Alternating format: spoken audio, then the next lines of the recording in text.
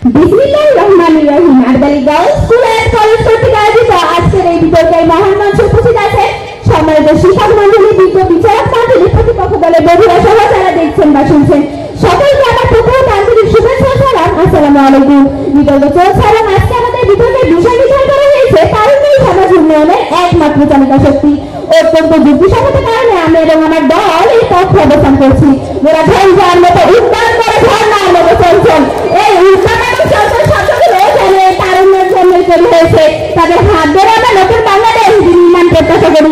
আফ্রিকার গামাল আপনাদের মতো জাতীয় মতো নেতারা তারা যখন নতুন দিনে নতুন আরো কিছু স্বপ্ন দেখেছিলেন, সেই স্বপ্নটা দিয়েছিলেন তারুণ্য নিয়ে। মানে আমাদের লক্ষ্য করুন, report active world service and education প্রোগ্রামের উপপরিচালক ডক্টর এলজিনা মুসাইন বলে, তারুণ্য শুধু ভবিষ্যৎ নয়, তারা বর্তমানের একমাত্র চালিকা শক্তি। তারুণ্য একটি জাতি তারুশক্তি মুক্তিযুদ্ধের ইতিহাস রাখি দেখা যাবে সেখানে তারুণ্যের ভূমিকা রয়েছে। আগে দেশ সমাজের অর্থনীতি রাজনীতি সংস্কৃতি ও প্রকৃতি অবলম্বনের তারুণ্যের ভূমিকা অপরিসীম।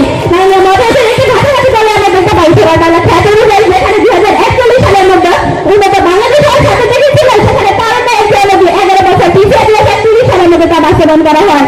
আমার প্রতিপক্ষ দলের বন্ধুরা এখানে যদি তারুণ্যের কোনো ভূমিকা এনে থাকে তাহলে কেন এরকম বছর আগে দেশের মানুষ সকলের অপরিসীম হচ্ছে বাংলাদেশের জনসংখ্যা বেশিরভাগ অংশ তরুণ সমাজে, যাদের ভিতরে রয়েছে তারুণ্য। একজন প্রকৃত তরুণ তার সমাজকে অন্যায় বিরুদ্ধে ফেলতে পারে না, কারণ তার সাথে তারুণ্য বড় আপনাকে এইসব কাজ থেকে বিরত রাখে, সমাজের উন্নতিতে উদ্যুক্ত করে। যাদের তারুণ্য রয়েছে সেই তার সমাজের উন্নতির পথে এগিয়ে হয়েছে তরুণ বা প্রবীণ। এই বিষয়টি জনগণ উদাহরণ হলো আমাদের বিদ্যালয়ের প্রতিষ্ঠাতা মহোদয়। তিনি একজন ছবি হলেও তার জীবনে জাগ্রত রয়েছে তারুণ্য মহোদয়। এরপরে তিনি সমাজের বিভিন্ন উন্নয়ন করে যাচ্ছেন। প্রতিপক্ষ দলের প্রতি এত কিছু বলার পরেও যদি বলে তারুণ্য সমাজ উন্নয়নের একমাত্র চালিকা শক্তি নয়, তাহলে তারা বলতে হয় ভাইয়ের কথা বলতে হবে প্রতিপক্ষ দলের প্রতি চোখ ফাঁকি দেওয়া অংশ ভাগ ফাঁকিতে তাদের কর্মবিধানে আমারই প্রতিপক্ষ। কারণ আমাদেরকে লক্ষ্য করুন, 10 মিনিট স্কুল এ হলো অনলাইন শিক্ষা প্ল্যাটফর্ম, যা কিছু তরুণদের ধরা পড়েছে। এরপরে কি আমাদের সমাজে কোনো উন্নতি হচ্ছে না?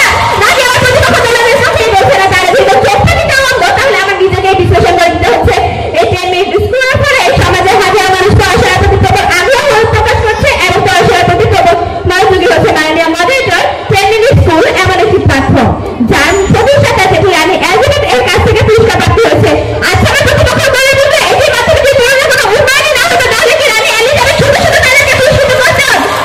তরুণরা এমন একটি সমাজে যেখানে দুর্নীতি অন্যায় অবিচার শূন্য কথায় চলে আসবে। তরুণদের হাত ধরে সৃষ্টি হয়েছে যুক্তির ভয়াবহ জাগরণের নবইতিহাস। এত কিছু ব্যাখ্যার পরও যদি আমার প্রতিপক্ষ দলের বন্ধুরা বলে তারুণ্য সমাজ উন্নয়নের একমাত্র চালিকা শক্তি নয়, তাহলে তাদের বলতে হয় যে ঘুমে থাকে তাকে জাগানো যায়, তবে যে ঘুমের হাত ধরে তাকে কখনোই জাগানো যায় না। ধন্যবাদ মাননীয় মডারেটর, ধন্যবাদ সকলকে। আসছে নবদিন আগা বিপক্ষ দলের প্রবণতা যে কোনো কালে হয় না লোকের অভাব, যুক্তির ধারকে ধারে আর মন গড়া সব জবাব। ধন্যবাদ মাননীয় মডারেটর আমাকে আমার বক্তব্য উপস্থাপন করার সুযোগ করে দেওয়ার জন্য। আমাদের গার্লস স্কুল এন্ড কলেজ কর্তৃক আয়োজিত আজকের এই বিতর্ক সভায় উপস্থিত মাননীয় মডারেটর, বিজ্ঞ বিচারক মন্ডলী, সম্মানিত শিক্ষক মন্ডলী, উপস্থিত শিক্ষার্থীবৃন্দ এবং যারা শুনছেন সকলকে জানাই আমার পক্ষ থেকে আন্তরিক শুভেচ্ছা সালাম। আসসালামু আলাইকুম। বিতর্ক চলছে এবং আজকের বিতর্কের বিষয় নির্ধারণ করা হয়েছে তারুণ্য সমাজ উন্নয়নের একমাত্র চালিকা শক্তি। অত্যন্ত যুক্তিসঙ্গত কারণে আমি এবং আমার দল বিষয়টির বিপক্ষে অবস্থান করছি। বাংলাদেশ তারুণ্যে ভরপুর একটি দেশ, সেখানে কোনো সন্দেহ নেই।